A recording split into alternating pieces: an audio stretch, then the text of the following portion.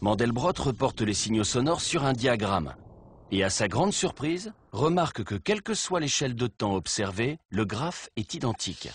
Un jour, une heure, une seconde, peu importe, le schéma est le même. Un modèle d'autosimilarité.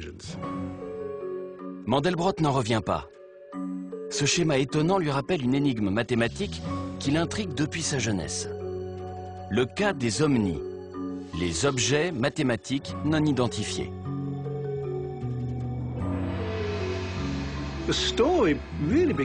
Tout a commencé à la fin du 19e siècle. Les mathématiciens avaient établi la définition formelle d'une courbe.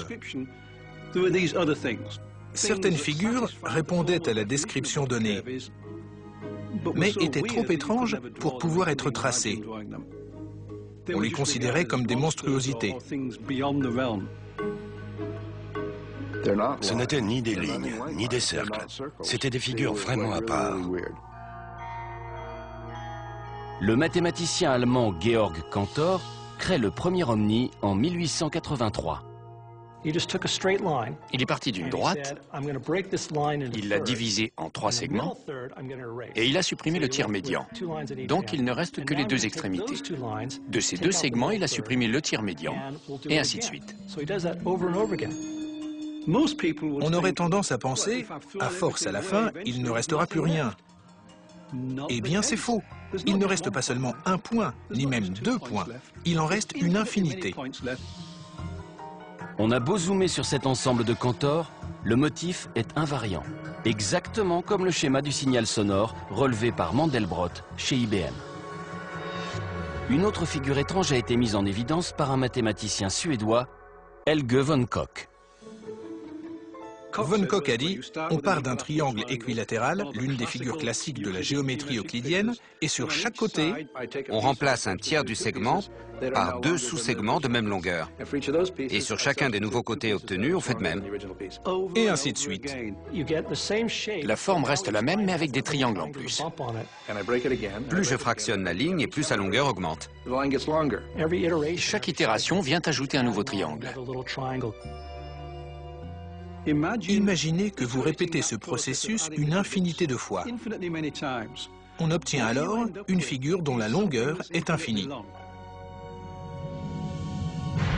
Cette figure, que l'on appelle le flocon de Koch, est un paradoxe.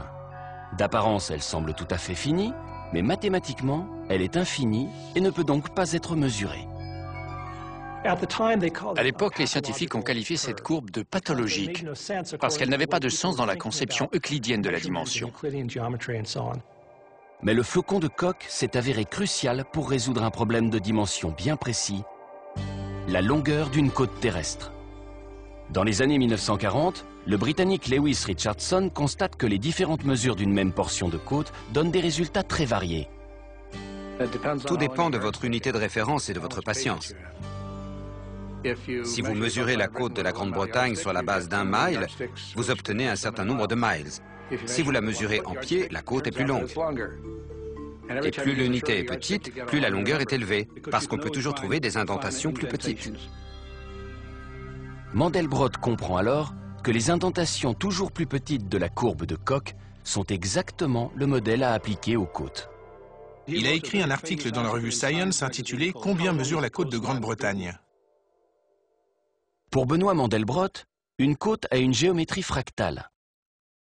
Il sait qu'il ne peut pas en mesurer la longueur, mais il pense pouvoir en mesurer la rugosité. Pour ce faire, il faut entièrement repenser le concept de dimension qui sous-tend les mathématiques classiques. Dans la géométrie dite normale, une dimension, c'est la ligne droite. 2 dimensions, c'est la surface plane. Et 3 dimensions, c'est le cube. Mais un objet peut-il avoir une dimension intermédiaire quelque part entre la 2e et la 3e? Mandelbrot affirme que oui. C'est le cas des fractales.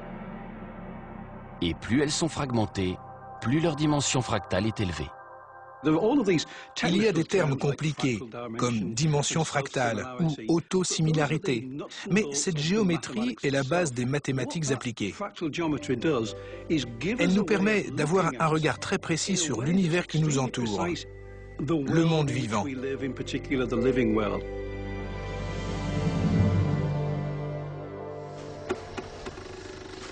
Les théories novatrices de Mandelbrot doivent aussi beaucoup à son engouement pour les nouvelles technologies. L'informatique facilite la répétition à l'infini des suites de calculs nécessaires pour générer ces figures hors normes. L'ordinateur était vraiment indispensable. Sans ça, ça aurait demandé un effort colossal. Mandelbrot décide de se concentrer sur un autre objet mathématique non identifié, un problème soulevé lors de la Première Guerre mondiale par un jeune Français, Gaston Julia. Gaston Julia s'était demandé qu'est-ce qu'il se passe quand on prend une équation toute simple et qu'on la répète en boucle. C'est-à-dire, on prend une valeur, on lui applique la fonction, ça donne un résultat. On prend cette nouvelle valeur, on lui applique à nouveau la même équation, on obtient une troisième valeur. Et on réitère l'opération encore et encore. Que se passe-t-il au bout d'un très grand nombre d'itérations? La série de valeurs obtenues s'appelle un ensemble, en l'occurrence l'ensemble de Julia. Si on le calculait à la main, on ne pourrait jamais savoir à quoi il ressemble dans son intégralité. Certains ont tenté de calculer les valeurs et de les reporter sur du papier millimétré. Il aurait fallu pouvoir recommencer l'opération des millions de fois. Pour que cette nouvelle branche des maths se développe, il a fallu attendre l'invention d'ordinateurs puissants. Travaillant chez IBM, Benoît Mandelbrot peut faire ce qui était inenvisageable pour Julia. Il utilise les ordinateurs qu'il a sous la main. Il reporte alors les chiffres de son ensemble de Julia sur un graphique. J'ai d'abord tracé sans réfléchir un très grand nombre d'ensembles de Julia. Pas un dessin, mais des centaines. Grâce aux figures qu'il obtient, Mandelbrot fait une découverte révolutionnaire. En 1980, il crée sa propre équation qui englobe tous les ensembles de Julia en une seule représentation. En procédant à l'itération de sa propre équation, il obtient sa propre suite de valeurs qu'il reporte graphiquement sur ordinateur. Le résultat est une sorte de cartographie de tous les ensembles de Julia et deviendra rapidement le symbole de la géométrie fractale. Il a pour nom l'ensemble de Mandelbrot. Les motifs se coupent à certains endroits. Avec des petits tortillons à l'intérieur. Des cafards noirs. Des insectes rampants. Des hippocampes. Des dragons. On dirait un peu mes cheveux. Avec ce motif mystérieux, Mandelbrot balaie les idées reçues sur les limites des mathématiques. Les œillères sont tombées et on a enfin pu distinguer des formes qui avaient toujours existé, mais qui étaient jusque-là invisibles. L'ensemble de Mandelbrot est une figure emblématique de ce que peut accomplir la géométrie fractale. C'est un peu l'équivalent du cercle pour la géométrie classique.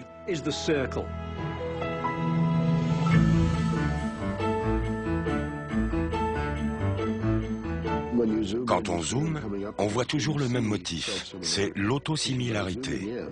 On zoome, on zoome, on zoome, et tout à coup, on a l'impression de se retrouver là où on était avant, alors que non.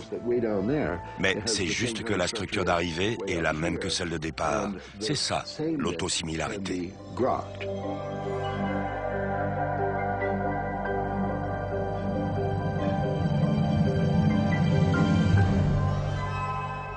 Les motifs hypnotiques de Mandelbrot deviennent à la mode dans l'univers de la culture pop. Ça a pris comme une traînée de poudre. On se l'arrachait.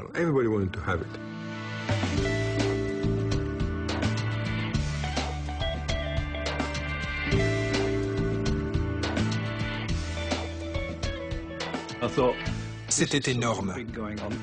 Un phénomène culturel d'une ampleur incroyable. À la fin des années 1970, Jane Barnes se lance dans la création de prêt-à-porter pour hommes. Quand j'ai monté ma société en 1976, je fabriquais des tissus à l'ancienne. Je dessinais les motifs sur du papier millimétré et je les tissais à la main. Mais un jour, elle découvre les fractales et comprend qu'à partir de formules toutes simples, elle peut créer des motifs compliqués. Je me suis dit, c'est génial, c'est un concept tout simple. Je peux créer des dessins avec. Mais dans les années 80, il n'existait pas de logiciel pour créer des fractales. Jane Barnes s'offre alors les services de 2 personnes calées en maths et en informatique, Bill Jones et Dana Cartwright. J'ai demandé à Bill et à Dana de me créer un logiciel sur mesure. Ils m'ont dit, ton travail est très mathématique. Moi, j'étais là, ah bon? Pourtant, j'étais nulle en maths. Un physicien, un mathématicien et une créatrice de textile. On apprenait les uns des autres. Moi, je ne savais pas ce qu'était une chaîne et une trame.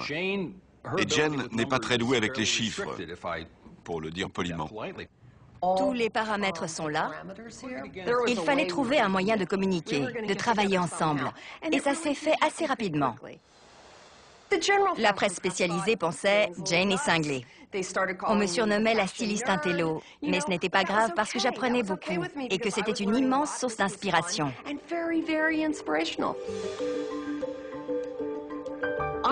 Je crée des tissus qui seraient irréalisables à la main.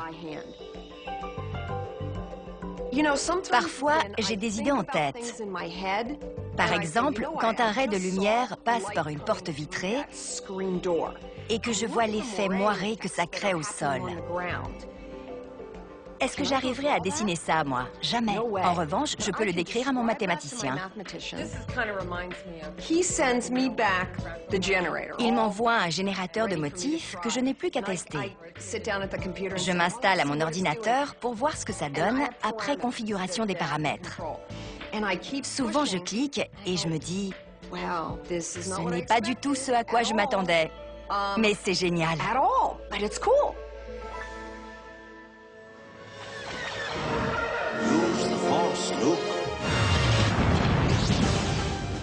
Le principe des structures fractales a également révolutionné l'univers des effets spéciaux.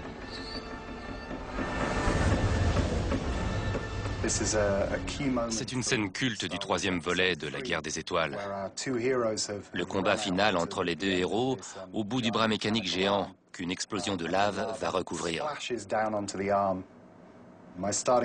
Au départ, je suis parti du décor modélisé en 3D et j'ai ajouté un jet qui propulse la lave dans les airs. Le résultat n'est pas terrible. On a vaguement l'effet voulu, mais visuellement, ça n'a aucun intérêt. Alors que si j'ajoute une fractale, regardez. Je reprends le jet de départ, mais je le réduis et je recommence. Et je répète l'opération en réduisant toujours plus. Ensuite, il suffit de superposer tous ces effets à la fois. J'ai utilisé la même technique pour les torrents de lave qui s'écoulent. Et pareil ici pour avoir des braises incandescentes.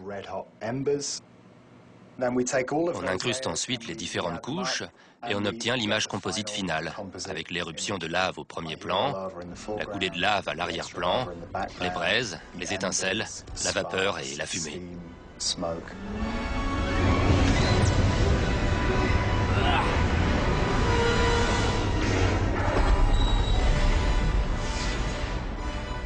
Les graphistes et les artistes du monde entier accueillent à bras ouverts le potentiel visuel des fractales. Mais la plupart des mathématiciens n'ont que mépris pour l'ensemble de Mandelbrot. Le Mathematical Intelligencer, une revue spécialisée, n'arrêtait pas de publier des articles disant que Mandelbrot n'était pas mathématicien, qu'il était nul, que la géométrie fractale n'avait aucun intérêt. L'œil avait été banni de la science. Il avait été excommunié. Ses collègues, et surtout les brillants mathématiciens classiques qu'il respectait, ont dénigré ses théories. On s'habitue au monde qu'on a créé et dans lequel on vit. Et les mathématiciens étaient attachés à cet univers de lignes droites. Ils s'accrochaient à l'ancien paradigme, tandis que Mandelbrot et quelques autres étaient en train d'en créer un nouveau.